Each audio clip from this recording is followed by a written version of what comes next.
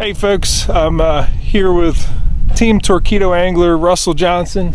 What's going on, guys? How you doing today? We're at one of the, in my research, I've found 103 different electric only lakes in the state of Pennsylvania. And I know of a few more. Yeah, and well, I actually had 101, and we'll show my spreadsheet here in a little bit. But just this morning, you told me of two others local to you that I guess weren't on the Fish and Boat Commission list.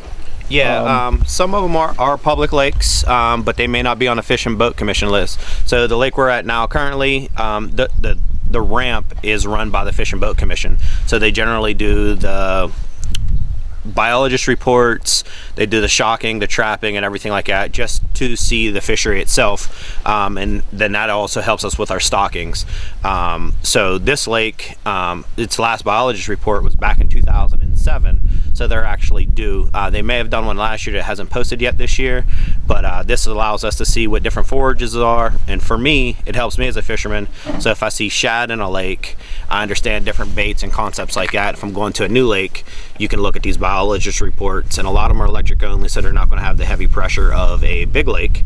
That allows me to go out in a kayak or people on a john boat with the torpedoes to just get out and go further than what somebody can with a deep cycle sail trolling motor battery. Right. I know my ranges, I know the acreage here. A lot of that information is available with the Pennsylvania Fish and Boat Commission, so therefore I know I can circle the lake 4, 5, 6 times while trolling or looking for spots and graphing. So what are our species here? I know you mentioned the biologist report, and it's one that's local to you. What are you catching here? So in here you have a lot of northern pike, you have a lot of pickerel, you have smallmouth bass and largemouth bass. So you can get like a grand slam of game fish up here for Pennsylvania, and they all have good size.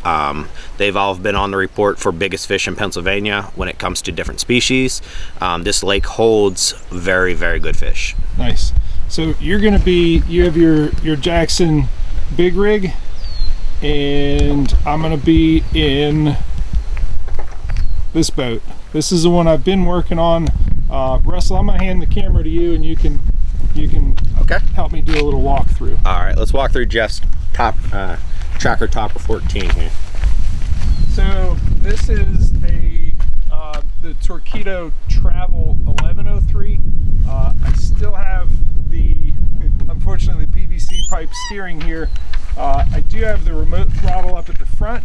I know that Trey Leach with Innovative Sportsman is working on a stick steer that's going to go either right up here, right up here.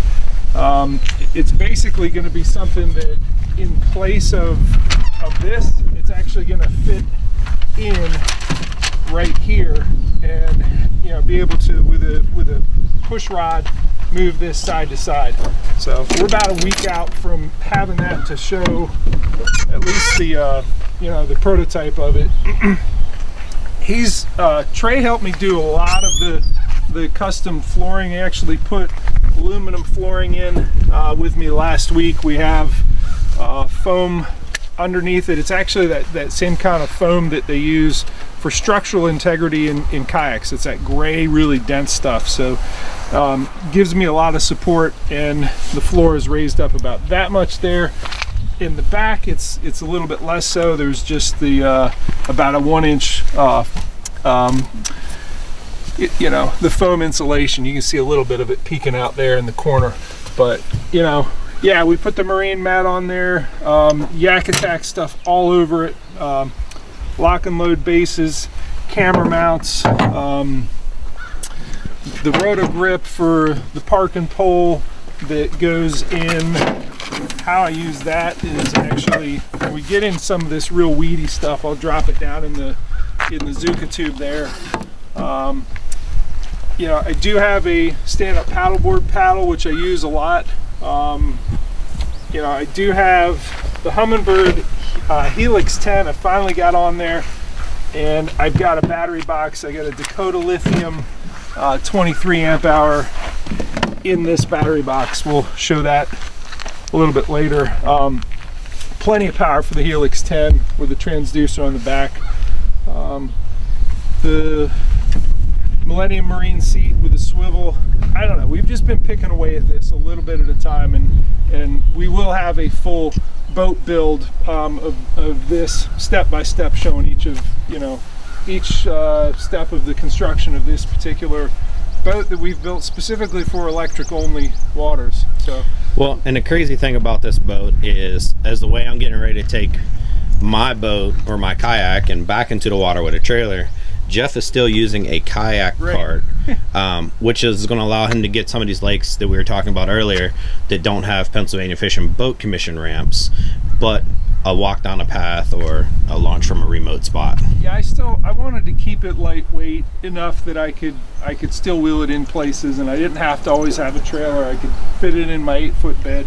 So let's take a look real quick at the speed and range numbers and maybe my little list here of electric only lakes. So the reason why you go with an electric outboard as opposed to a traditional trolling motor is that you do get speeds. This boat, actually, I hit 6.5 miles per hour the first day that I had it rigged up. Range at 6.5 mile an hour, I get 5.4 miles. Realistically, I do a lot of cruising at 5 mile an hour. This 300 acre electric only lake, I'm not going to need more than 13 miles today, even if I circle it a couple times. And at 1 mile an hour, over 300 miles of range. The brushless motor means that even as it gets older, you don't lose your power the way that brushed motors that do wear out their contact points. Lightweight, the whole thing is 38.1 pounds, including the 915 watt-hour battery. And then because it has a GPS in the battery, you do know you have your range knowledge, and of course everything is waterproof. So it allows you to, and these are the electric only lakes that I've researched in Pennsylvania, and I've actually started getting into New Jersey as well. There's a lot in New Jersey, and then I know mine in Maryland. Maryland, we have some pretty big ones. We're still in New Jersey. New Jersey has more numerous smaller ones. A whole lot of those 30 and 40 acre ones. But this gives you an idea of the volume of electric only lakes that you can't put a gas motor on. New Jersey ended. Here's where Maryland starts. Maryland's got some big ones. There's Liberty at 3,100 acres. Loch Raven's a big one. But my excitement here in Pennsylvania is just doing some exploring. Some of these 300 or 155 acre lakes that are electric only. I think and if you're interested in seeing this list, I'd be happy to email it to you. Jeff.little@torquedo.com. I'll be happy to share that with you, this list, and as it grows, I'll be putting Virginia on that list as well. So it just shows that there's a whole lot of water out there, and for you to truly explore the electric only lakes, having a nice lightweight boat like this, a 915 watt-hour battery, and a true electric outboard, that's the best way to go explore. So we're going to check this one out today, and we'll see how it goes. Hopefully get one of those big northern pike or some pickerel, some smallmouth, largemouth, who knows. All right, Russell didn't take long to get on the board. What do you have there? Well, I have a hungry largemouth that ate a shad glide bait. Nice, man. Chunky. Red tail tells me they're doing something up here right now. Yeah. So, nice catch, man. We're gonna start looking a little bit shallower. She came real shallow, kind of soft in the belly, so she may be spawned out. But a nice largemouth up here in Pennsylvania. Sweet. Good start to the day. All right, we're gonna head down about 3/4 of a mile to a GPS location for some deeper structure.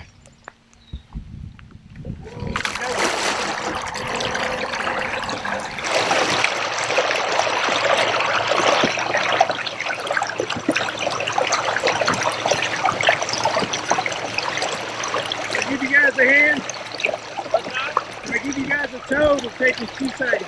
Yeah, sure. All right.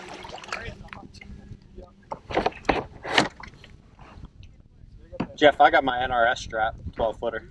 Yep. That'd be perfect. Okay.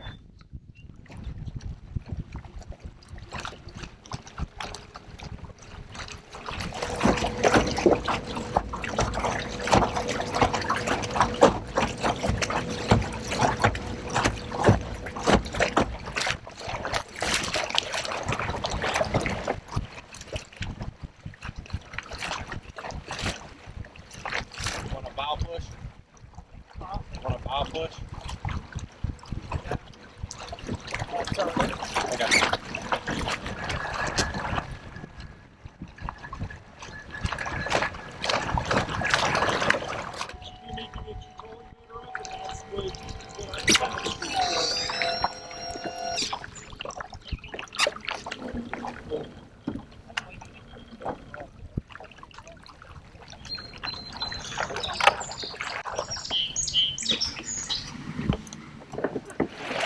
So it's nice I was able to help those folks out, but it did show the range knowledge advantage of the Torqeedo. If you look right here, I have 79% of the battery left. At that speed, I have 7.1 miles of range.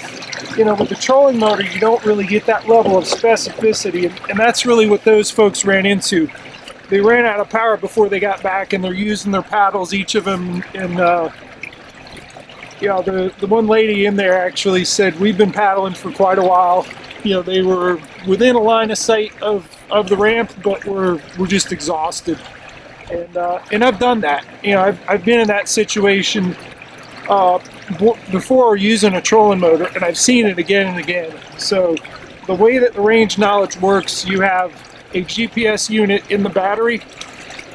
It tells your speed, knows how much energy is in the battery and how fast you're going for the watt draw that it's using, and it calculates that and gives you very specific range information. If I needed more than 7.1 miles of range, which I don't, but or say I wanted to go faster, say, hey, I only need 3 miles of range, I'll mash this and go at full speed.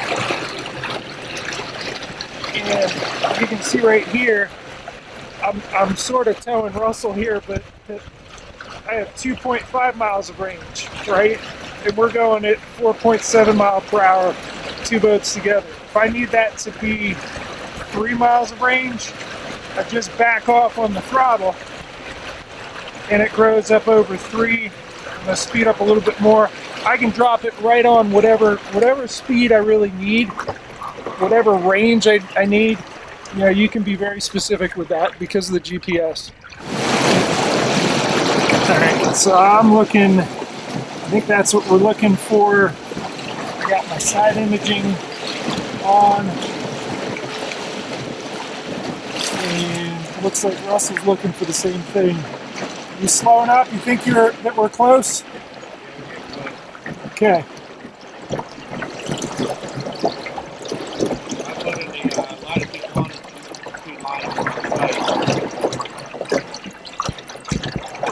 I'm definitely marking some bait fish. Yeah, there's a lot of bait fish. We're 50 feet away. Did you put your the coordinates in? Yeah, they're right here. Okay. I got all stuff all through here. Yeah, I made a waypoint with the coordinates. Nice. So yeah, that should hold some fish. I see 2 of them. One I went right over, one on my left. Yeah, it seems like they're out a little bit deeper.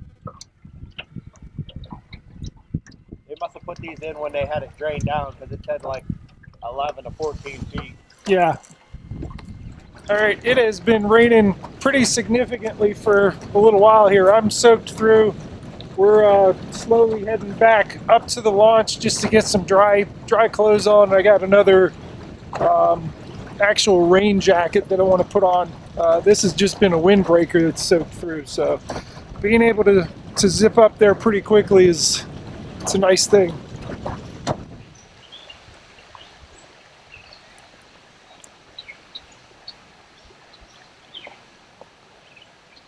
All right, we went back and got some dry clothes on and got a little something to eat, and I am progressively sort of dialing back what I'm targeting. So that's a little, what they call these, trout magnet.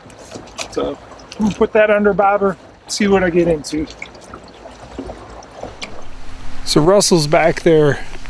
He's still bass fishing, but I'm gonna do what I know how to do to find probably bluegill. We're gonna look at the side imaging and see what pops up, and hopefully I can show you what those honeycombs look like, and then we'll mark them and anchor up and see if we can catch a few. All right, these are beds. We'll go ahead and mark a couple waypoints on there.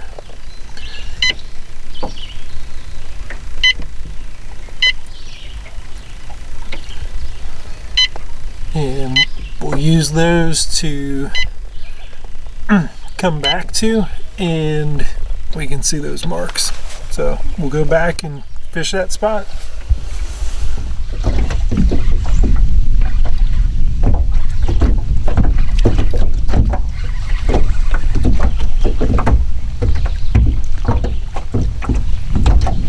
That's what I was looking for.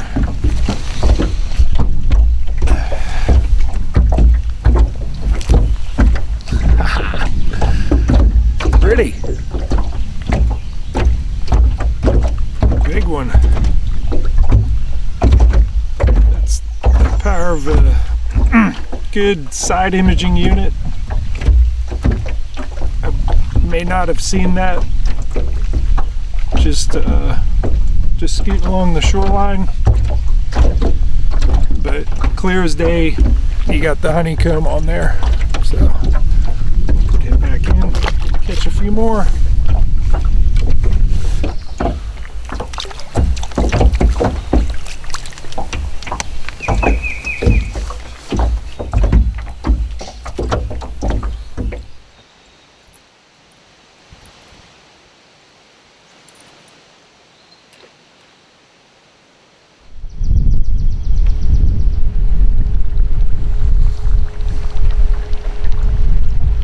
What you got, man? Little largemouth on the Savage Gear Shine Glide. She engulfed it. You're getting some decent bass on those big baits, big fish is the new theory.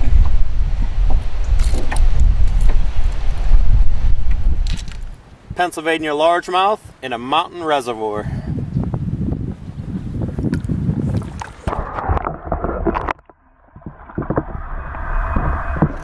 Alright, Russell Johnson again, Team Jackson Kayak, outfitted with the 403 Torpedo. I'm here with Mr. Jeff Little, and he's running the 1103 travel motor on a 14-foot tracker topper. He's equipped, got some new things to figure out, got a lot of custom stuff on there. We had a good day here fishing on a local reservoir, electric only. We didn't quite get the toothy critters we were looking for. Got one wee little one. You got a little pickerel, right? Yep, got a wee little pickerel. I got bit off by something. And that was because you said what? Yeah. He wouldn't mind losing a tungsten weight. Right, and then it happened. So, got some good bass. This is a really cool lake, and I know you got some other good ones. I will certainly be back up to fish with you again. Anytime. And let's go get some dinner, man. All right, food it is. All right.